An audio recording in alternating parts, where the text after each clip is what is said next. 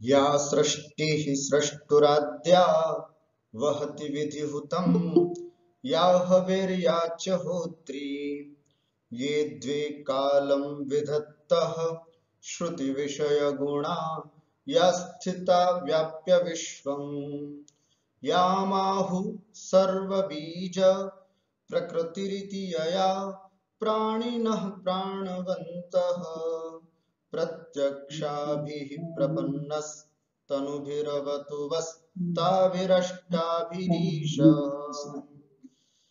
नमस्कारः। अभिज्ञान शाकुन्तलस्य अस्यां कक्षायां भवतां सर्वेषां हार्दम् अभिनन्दनं स्वागतम्। अद्य अभिज्ञान शाकुन्तलस्य षष्ठाङ्कस्य शुभारम्भः भवति। इतः पूर्वं वयं पञ्चम अंकं समाप्तं कृतवान्। तत्र वयं दृष्टवन्तः यत् शकुन्तला दुष्यन्तस्य पार्श्वे आगच्छति, किन्तु शापप्रभावात् दुष्यन्तः शकुन्तलां स्मर्तुमपि न शक्नोति।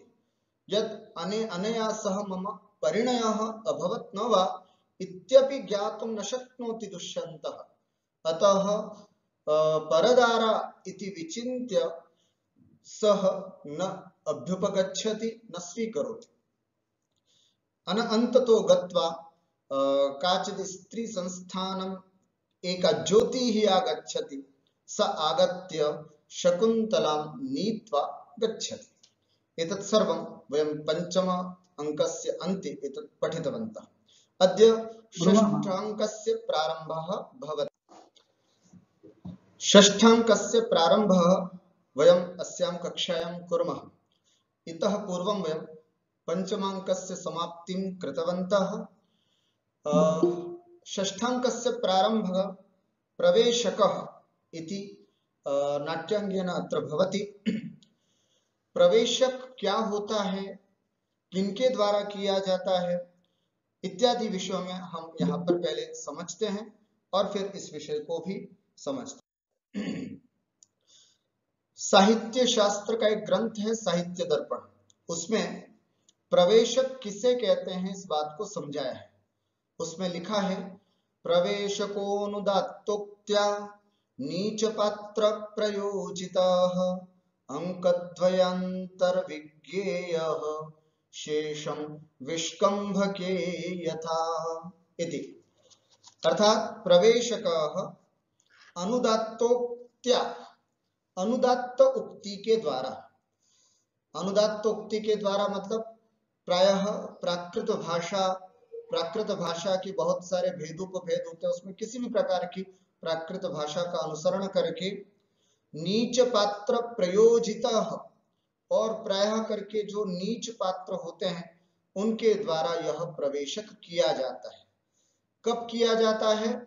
अंकद्वयांतर विज्ञेयः, अंकद्वयांतर, दो अंकों के बीच में इस प्रवेशक को किया जाता है। जैसे यहाँ पर पंचम अंक समाप्त हो गया, छठे अंक की कथांश प्रारंभ हो, उसके बीच में अंकद्वयांतर, यह प्रवेशक जो होता है वो दोनों अंकों के बीच में है। अभी छठा अंक वैसे प्रारंभ नहीं हुआ, इसकी कथानक आगे से प्रारंभ होगी। अभी प्रवेशक चल रहा है। जैसे एक विष्कंभक होता है वैसे एक प्रवेशक भी होता है। तो ये प्रवेशक यहाँ पर बताया जा रहा है। प्रायः परीक्षा में पूछा जाता है अभिज्ञान शाकुन्तलस्य कस्मिन् अंके अथवा कस्य अंकस्य प्रारंभे प्रवेशकः अस्ति, तर्हि वयं लिखितुं शक्नुमः षष्ठाङ्कस्य प्रारंभे प्रवेशकः अस्ति इति। अंकद्वयांतर विज्ञेयः, यह प्रवेशक दोनों अंकों के बीच में होता है। यहाँ पर भी पांचवें और छठे अंक के बीच में इस प्रवेशक को रखा गया है। और शेषम विष्कंभके यथा, और बाकी इसकी शर्त जो है वो विष्कंभक की तरह होती है। विष्कंभक का मतलब क्या? वृत्तवर्तिष्यमाणानां कथांशानां निदर्शकः संक्षिप्तार्थस्तु विष्कंभ आदौ अंकस्य दर्शितः। ये विष्कंभक की परिभाषा है।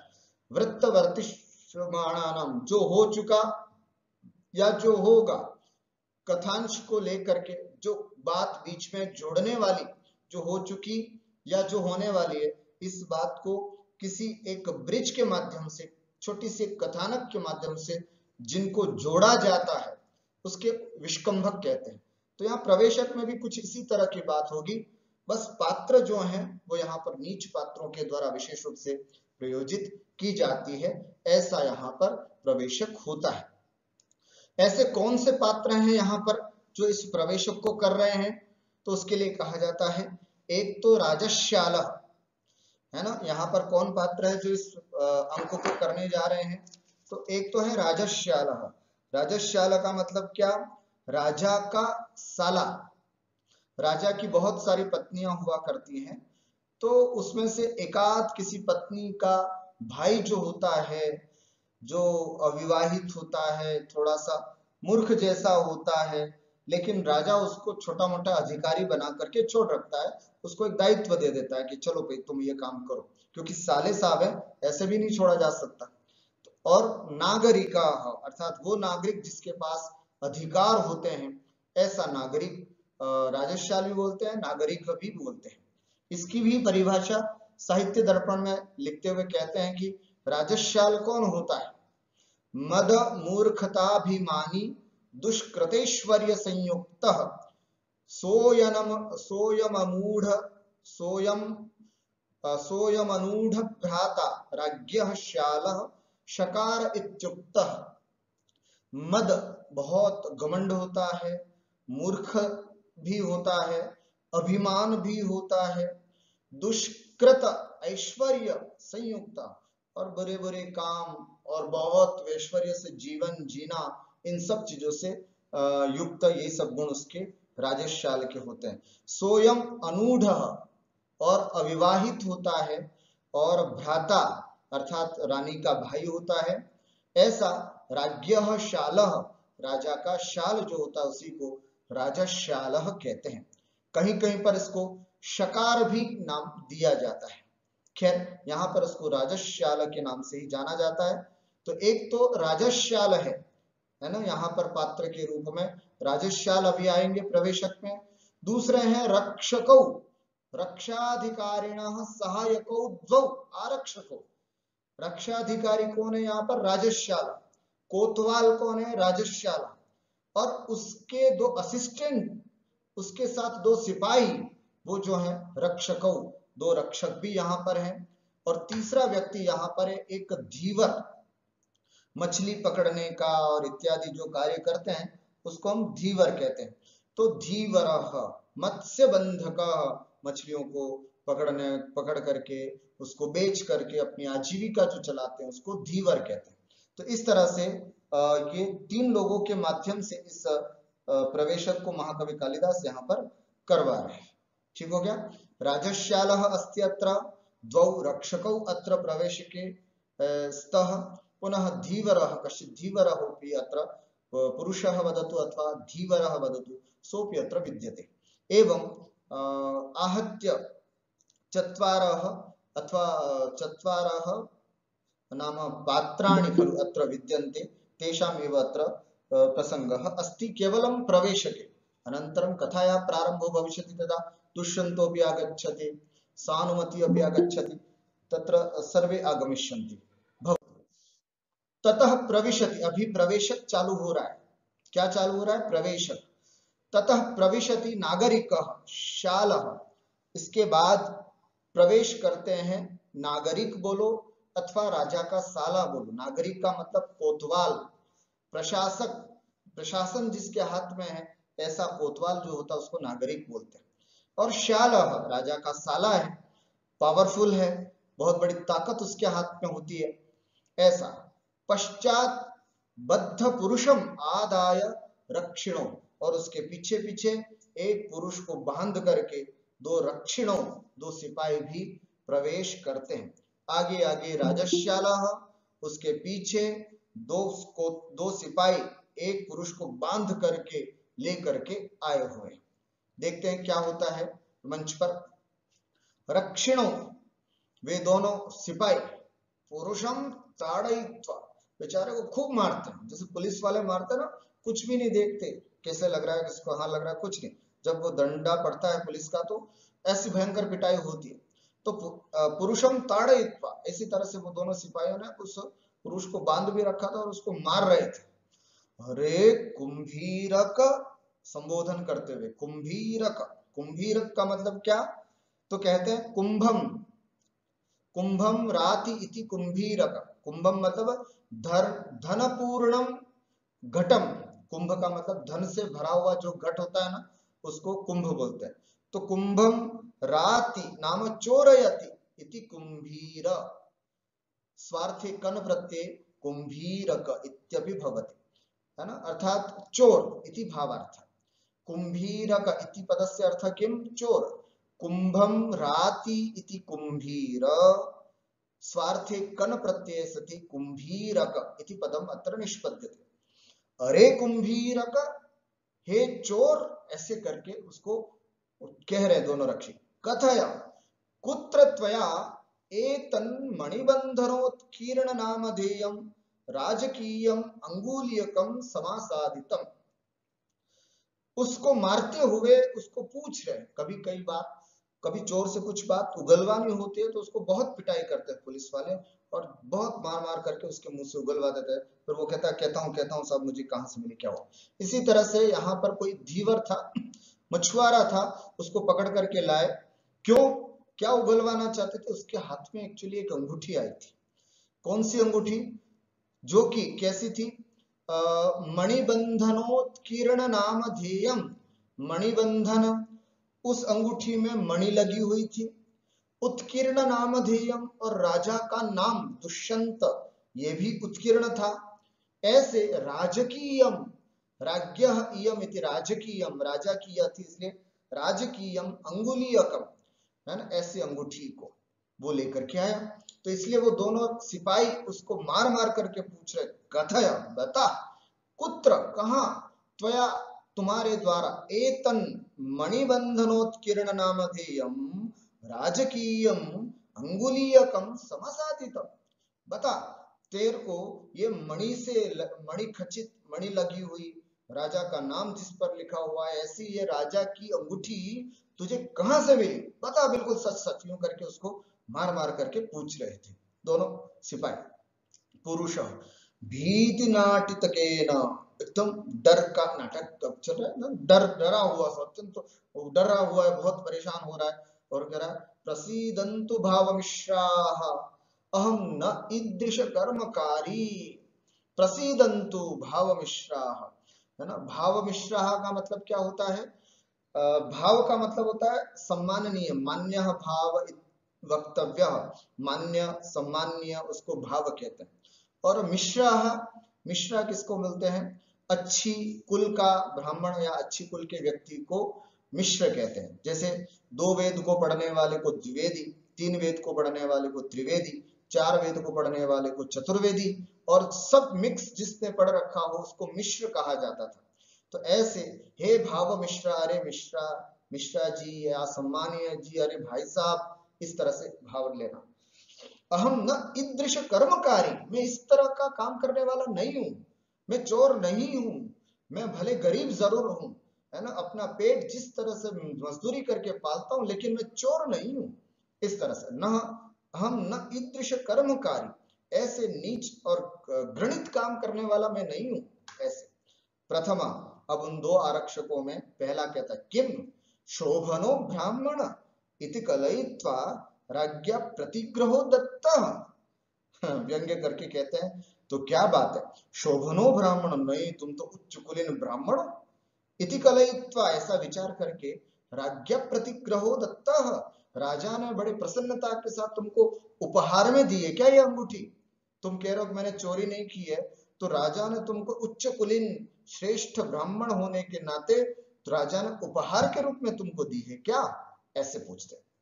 पुरुष श्रुणुत इदानीम, अब सुनिएगा, अहम शक्रावताराभ्यंतरालवासी धीवर, अब आप ध्यान से सुनिएगा, उनसे कह रहे हैं, आप लोग भी ध्यान से सुनिएगा। अहम, मैं, शक्रावतार एक स्थान का नाम है ना, शक्रावतार, शक्रावताराभ्यंतराल वासी, उस शक्रावतार के बीच में अपना निवास करके रहने वाला मैं धीवर हूं, मैं धीवर हूं, मछली पकड़ने वाला हूं मैं, ऐसा वो बोल रहे।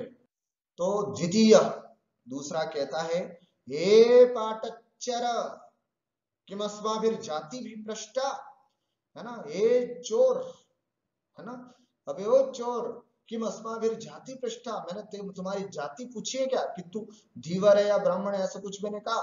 पाठच्चर का अर्थ क्या है, पाठच्चर का अर्थ होता है पटेन आच्छादनम कृत्वा चरति इति पाठच्चर, अर्थात पट माने वस्त्र से आच्छादित करके, जिससे कि कोई देख नहीं ले। चोर लोग ऐसे तो होते हैं, पूरा बांध लेते हैं चारों तरफ और फिर रात को चोरी करने के लिए निकलते हैं। तो हे पाटच्चर, हे पाटच्चर अर्थात हे चोर, है ना, ऐसे कह रहे हैं कि अस्माभिर जाति ही पृष्ठा, क्या हमने तुम्हारी जाति पूछी है क्या, ऐसे। शाल सूचक, अरे भाई, कथयतु सर्वम अनुक्रमेण, अरे भाई इसको बोल लेने दो, ये क्या कह रहे हैं, अगर ये कुछ बात बता रहे तो उनको बोलने दीजिए ना पहले। माँ एनम अंतरा प्रतिबधान, अंतरा माने बीच बीच में इनको प्रतिबाधित मत कीजिएगा, इनको रोकिएगा मत, टोकिएगा मत, इनको एक बार बोल देने दीजिएगा, ये कैसे इनको अंगूठी मिली है बताना चाह रहे, सुन लीजिएगा। उभौ यदावुत्त आज्ञापयति, जैसे आवुत्त की आज्ञा, आवुत्त का अर्थ होता है जीजा भी और आवुत्त का अर्थ होता है साला भी, दोनों अर्थ होते हैं।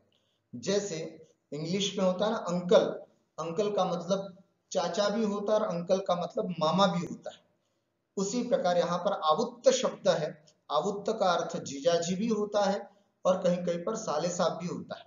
तो यद आवुत्त आज्ञापयति, राजा का साला मतलब पूरी प्रजा का साला, इसलिए आवुत्त जैसे साले साहब कहते हैं, आज्ञापयति जैसे आपकी आज्ञा, चले कथया चल बोल, यूं करके उसको बोलते हैं कहने के लिए।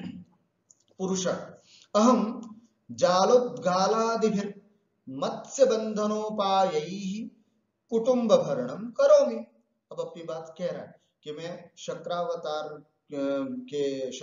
नाम का गांव है, वहां पर रहने वाला एक जीवर हूं, और मैं जालोद्गाल, जाल माने मछली के पकड़ने वाला जाल, उद्गाल माने मछली को पकड़ने का कांटा, उसको बोलते उद्गाल। जालोद्गालादि भी, जाल मछली को पकड़ने का कांटा, इन इत्यादि इन सब के द्वारा मत्स्य बंधनोपाय ही, मछलियों को बंधन करके, मछलियों को बांध बांध करके, इन उपायों के द्वारा कुटुंब भरणम करोमि, मैं अपने परिवार का पेट पालन करता हूं। इस तरह से वो अपनी बात सुना रहे, पर फिर बीच में साले साहब ही टोक पड़े, फिर कहने लगे विहस्य, हंसते हुए, विशुद्ध इदानीम आजीव, वाह तेरी आजीविका तो बड़ी शुद्ध है यार, मछली पकड़ पकड़ करके दूसरों को खिलाता है तू, तेरी आजीविका तो बड़ी विशुद्ध है, अर्थात तू मछुआरा है, तू कौन सी बड़ी बात कर रहा है, मछलियां पकड़ पकड़ करके तू खिला रहा है लोगों को, तो कौन सा तेरा अच्छा काम है, ऐसे करके बीच में, अर्थात तेरा ये काम अच्छा नहीं है, खराब काम है, नीच कर, वैसा व्यंग्य रूप में कहना चाह रहे। लेकिन एक बहुत सुंदर सी बात यहाँ पर वो पुरुष, वो धीवर कहता है, जो इस षष्ठांक के महत्वपूर्ण श्लोकों में से एक है। पुरुष भरत माँ एवं भण, स्वामी ऐसा मत को, है ना, मेरी ये आजीविका शुद्ध है या अशुद्ध है ये सब मत बोलो, इस तरह का मेरी आजीविका को कुछ आप नहीं कह सकते। क्यों? सहजम किल यत् विनिंदितम न खलु तत्कर्म विवर्जनीयम पशुमारण कर्म दारुणोनुकंपा मृदुरेव श्रोत्रियः। वियोगिनी छंद, यहाँ पर वियोगिनी छंद जिसका लक्षण अपन ने पढ़ा है पहले भी, विश्व में ससजा गुरु सामे सभरा लोथ गुरुर्वियोगिनी सहजम किल यद्विनिंदितम न खलु तत्कर्म विवर्जनीयम पशुमारण कर्म दारुणोनुकंपा मृदुरेव श्रोत्रिय। बहुत सुंदर बात कह रहे हैं यहाँ पर, क्या कह रहा है वो धीवर, विनिंदितम यत् कर्म सहजम किल तत्कर्म खलु न विवर्जनीय। राजन ऐसा मत कहिएगा कि ये मेरा कार्य अशुद्ध है, खराब है ना, निंदित है। ध्यान रखिए, क्यों? विनिंदितम अपि यत् कर्म, अर्थात गर्हित, निंदनीय, खराब काम भी यदि सहजम किल, अपनी परंपरा से माता पिता अर्थात और दादा परदादा आदि सब करते हुए आ रहे जिस कार्य को, और वो कार्य भले निंदित भी क्यों न हो, तत् खलु कर्म न विवर्जनीयम, वो कार्य उस व्यक्ति को नहीं छोड़ना चाहिए। कितनी सुंदर सी बात। विनिंदितम यत् कर्म, जो निंदित से निंदित भी काम क्यों न हो, यदि उसकी कुल परंपरा से चला आ रहा वो कार्य है, तो वो कार्य उस व्यक्ति को कभी नहीं छोड़ना चाहिए। किसी का काम फांसी लगाने का है, चांडाल का काम होता है फांसी लगाने का, तो ठीक है, कोई भी काम बुरा थोड़ी होता है। किसी का काम जूते सिलने का होता है, किसी का काम बुट पॉलिश करने का होता है।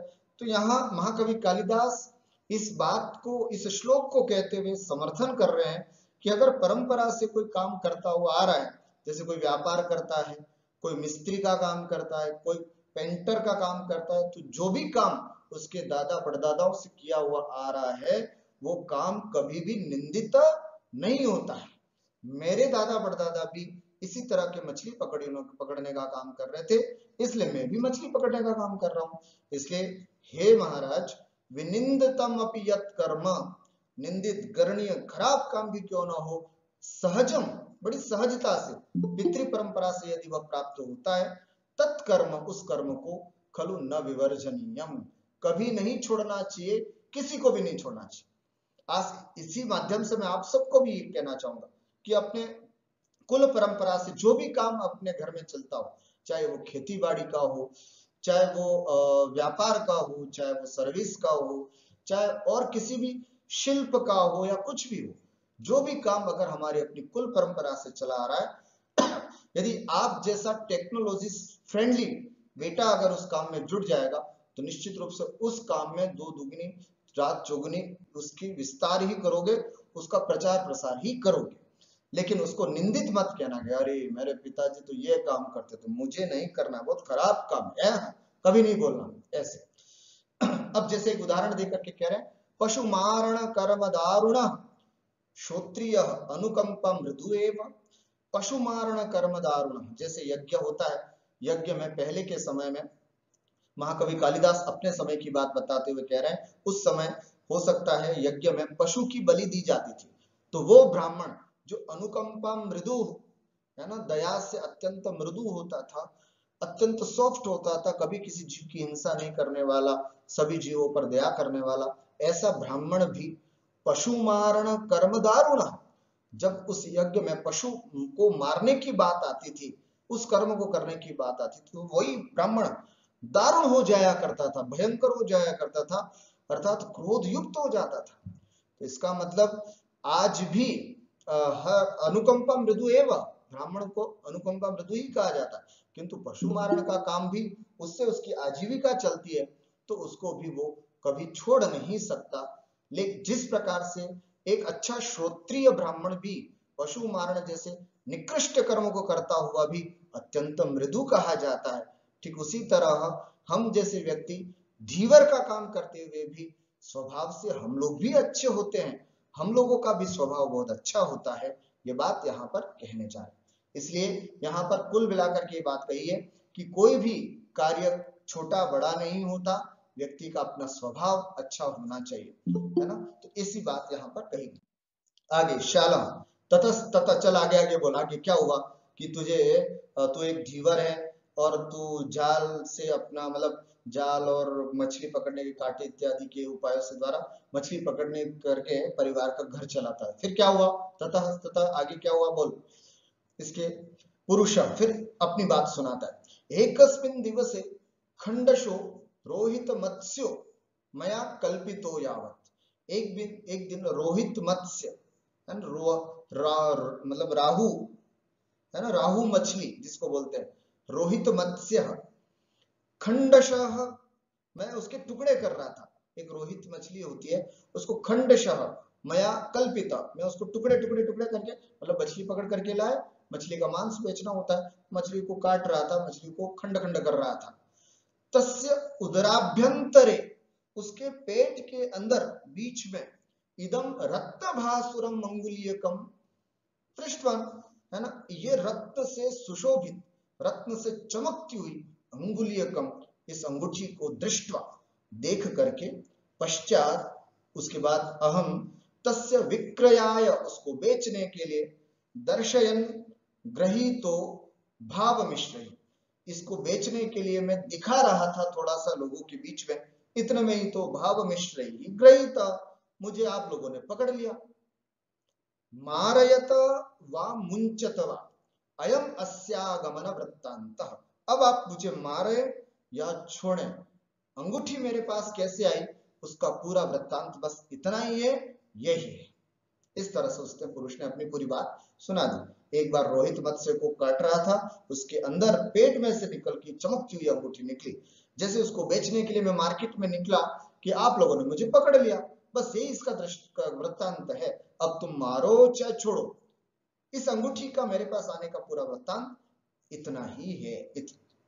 श्याल जानुक, अरे भाई, विस्रगंधी गोधादि मत्स्यबंध एवं निसंशयम, हे देखो, एक बात तो ये क्लियर है, विस्रगंधी, इसके बहुत जबरदस्त बदबू आ रही है इसके पास से, गोधादि, और मछलियां खाता है ये, मांस भक्षण करता है ना, तो मत्स्यबंध एवं, निश्चित रूप से ये मछली पकड़ने वाला है, धीवर है, इति निसंशय, इस बात में तो विश्वास है कि ये मछली पकड़ने वाला व्यक्ति है।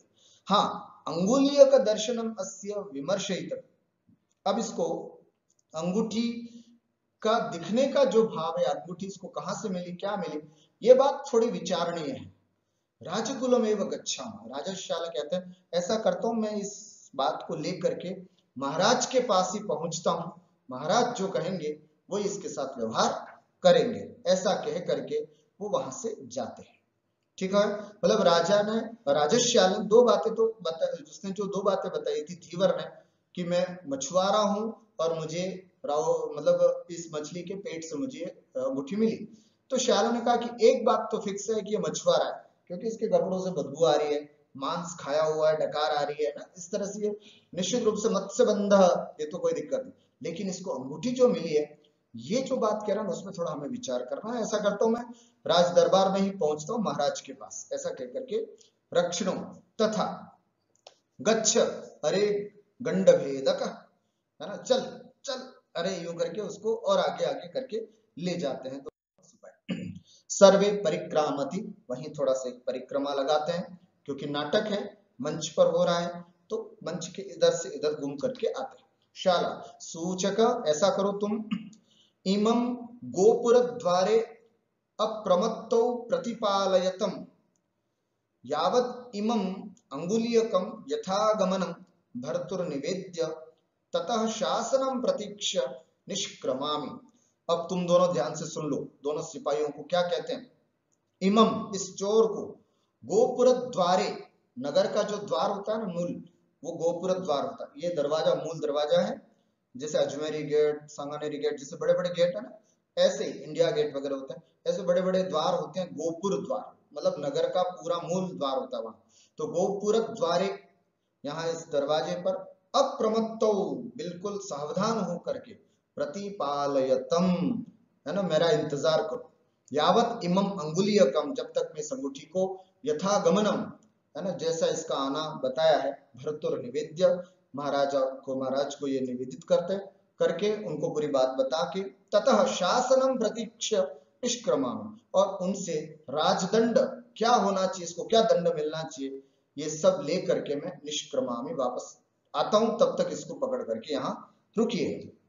उभौ प्रविशतु आहुतः स्वामी प्रसादाय, है ना, महाराज के बात को प्राप्त करने के लिए, महाराज के शासन को प्राप्त करने के लिए आप अंदर प्रवेश कीजिएगा राज दरबार में, हम लोग यहाँ पर इंतजार कर रहे हैं। इति निष्क्रांतः श्याला, इतने में वहां से राजश्याला जो होता है वो चला जाता है।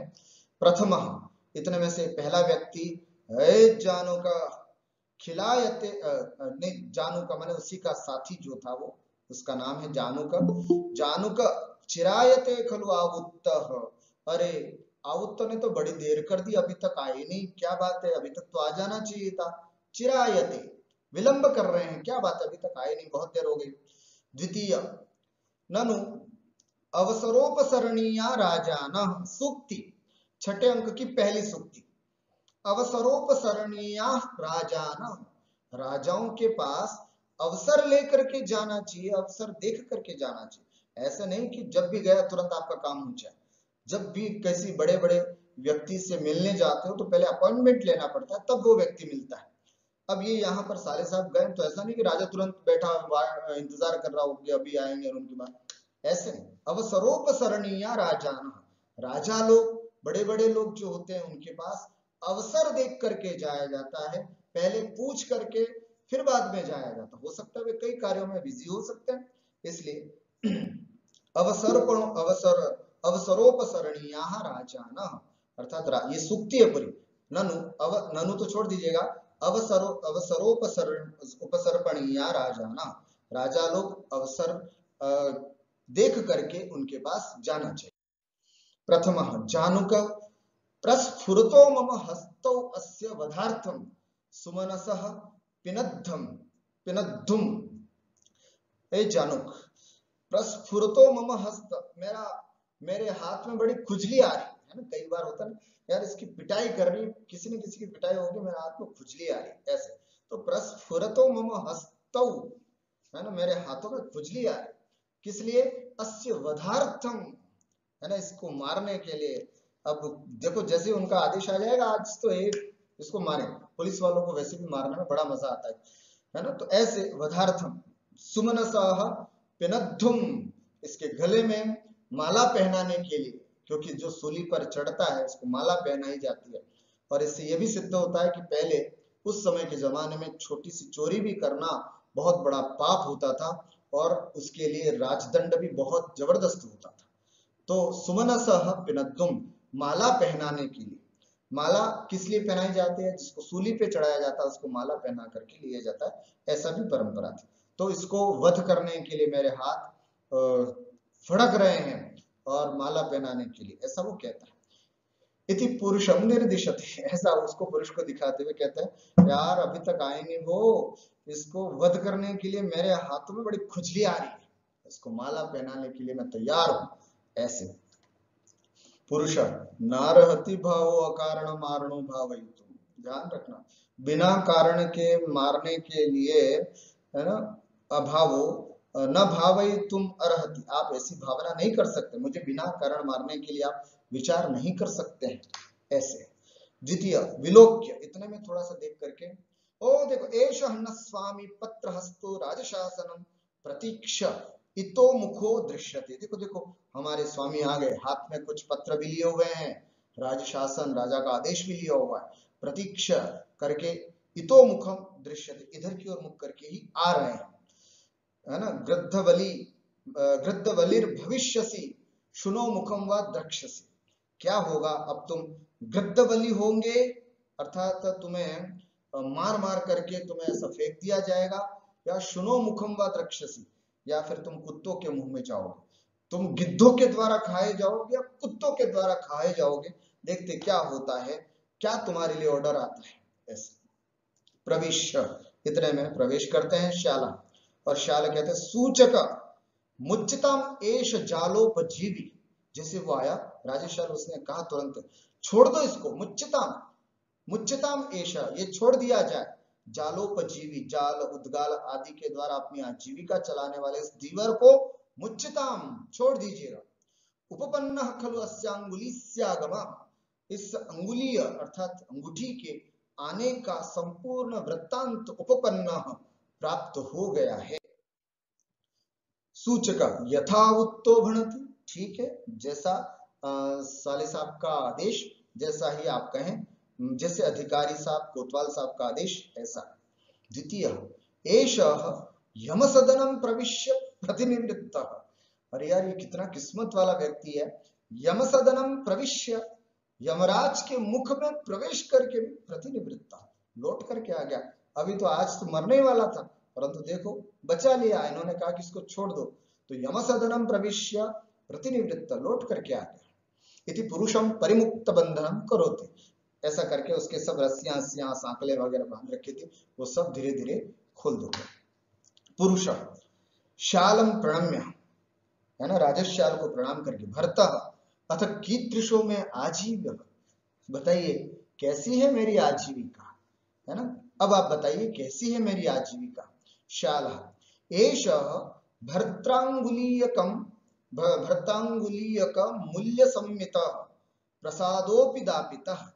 एष भर्त्रांगुलीयक मूल्य संमित, इस अंगूठी के बराबर जितना इसका मूल्य है उतना प्रसाद भी, अर्थात उतना धनराशि, धन मुद्रा भी दापितः, तुम्हारे लिए ये प्रदान की है राजा ने तुम्हारे लिए ये भी इनाम और दिया है। इस अंगूठी का जितना मूल्य है उतने मूल्य का प्रसाद, उतना आशीर्वाद, उतना पुरस्कार इसको दिया जाए। इति पुरुषाय स्वं प्रयच्छति, ऐसा कह करके उस पुरुष के लिए, उस धीवर के लिए धन भी देता है ना, उसको छुड़वा भी दिया और बहुत सारा धन था, वो धन भी उस पुरुष को दिया जाता है। पुरुष सब प्रणामम प्रतिगृह्य, प्रणाम पूर्वक उसको स्वीकार करते हुए, भरतः अनुग्रहितोस्मि, अनुग्रहितोस्मि अर्थात मैं बहुत अनुग्रहित हुआ हूं, आपका बहुत बड़ा उपकारी हूं। सूचक एष नामानुग्रह, है ना, एक सूचक है, जानुक है, तो सूचक क्या कहता है, एष नामानुग्रहो यच्छूलाद अवतार्य हस्तिस्कंधे प्रतिष्ठापित।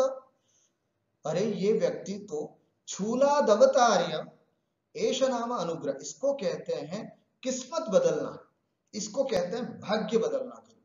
यच्छूलाद अवतार्य, व्यक्ति को शूल से उतार करके हस्तिस्कंधे प्रतिष्ठापित, हाथी पर बिठा दिया इसको। देखो कहां शूल पर लटकने वाला था, अभी मारा जाने वाला था, वहां से उतार करके इसको हाथी के ऊपर बिठा करके इसका सम्मान किया गया, बहुत बड़ी बात है। इसको कहते हैं उपकार, इसको कहते हैं भाग्य। एष नाम अनुग्रह यच्छूलाद अवतार्य, जिसको शूल से उतार करके हस्तिस्कंधे प्रतिष्ठापित, हाथी की पीठ पर इसको बिठा दिया गया। आवुत्तः, अरे राजन अथवा राजश्यालम, परितोषम कथयति, ये इनाम इस बात का सूचक है, तेन अंगुलीयकेन भर्तुः सम्मतेन भवितव्यम इति। तेन अंगुलीयकेन, उस अंगूठी से, भर्तुः सम्मतेन भवितव्यम, अर्थात अंगूठी की अत्यंत सम्मत, अत्यंत प्रिय अंगूठी होनी चाहिए। ये पुरस्कार बताता है, इस बात का सूचक है कि कहीं ना कहीं राजा को वह बहुत प्रिय है ये अंगूठी। ये इस बात, कई बार होता है ना, कोई अपनी खूब प्रिय चीज भूल जाती है तो अपन क्या बोलते हैं, जो भी इसको देगा उसको ये पुरस्कार, ये धनराशि दी जाएगी। इससे पता चलता है वो अत्यंत प्रिय है, वो कोई भी किसी को भी मिले तो वो हमको दे दे, हम आपको उसके बदले पुरस्कार दे देंगे। तो ये पुरस्कार इस बात को बताता है कि राजा को ये अंगूठी बहुत प्रिय थी, अपने हाथों में रखना उनको बहुत पसंद था, ऐसा हमको लगता है, ऐसा सूचक बोलते हैं। लेकिन शालह कहते हैं न तस्मिन् महारहम रत्नम भर्तुर बहुमतम इति तर्कयामि, मैं जहां तक सोचता हूं, तस्मिन्, उस अंगूठी में, महारहम, अत्यंत मूल्यवान, रत्नम, जो रत्न है, वो भर्तुर बहुमतम न इति तर्कयामि, वो राजा को अत्यंत प्रिय है, वो मुझे नहीं लगता। अर्थात उस अंगूठी में अत्यंत कीमती रत्न था, वो रत्न उनको अच्छा लगता होगा, इसलिए उन्होंने उसके पुरस्कार के रूप में इसको दिया है, ऐसा मैं नहीं सोचता हूं, शायद ऐसी बात नहीं है। मुझे ऐसा लगता है, तस्य दर्शनेन भर्तुर अभिमतो जनः स्मारित, उस अंगूठी को देखने के बाद भर्तुर अभिमत, राजा का कोई अत्यंत प्रिय व्यक्ति, स्मारित, उनको याद आ गया, उस अंगूठी को देखने के बाद उनको कोई अत्यंत प्रिय व्यक्ति उनको याद आ गया है, ऐसा मुझे लगता है।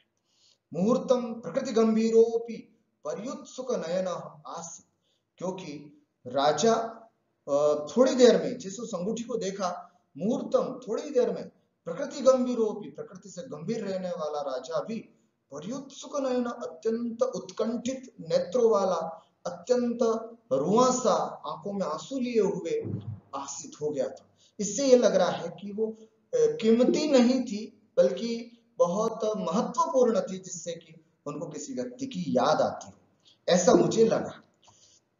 सूचक सेवितम नाम आहुत्य न, वाकई आपने बहुत बड़ी सेवा की, इसका मतलब आपने आहुत्य ने बहुत बड़ी सेवा की राजा को इस अंगूठी को दे करके। जानू का ननु भण अस्य कृते मत्सिक भर्तुः इति, है ना, मात्सिक भर्तुः अर्थात अस्य कृते इसके लिए मात्सिक भर्तुः इति पुरुषम असूया पश्यति। चलो बताओ अब इसके लिए क्या करें, इसके लिए क्या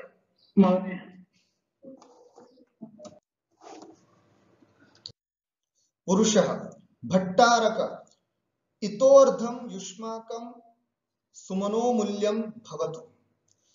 पुरुष कहता है भट्टारक जी, इतो अर्धम, इसका जो आधा है, मुझे जो पुरस्कार के रूप में प्राप्त हुआ है, इसका आधा युष्माकम सुमनोमूल्यम भवतु, आपके लिए पत्र पुष्प के रूप में हो।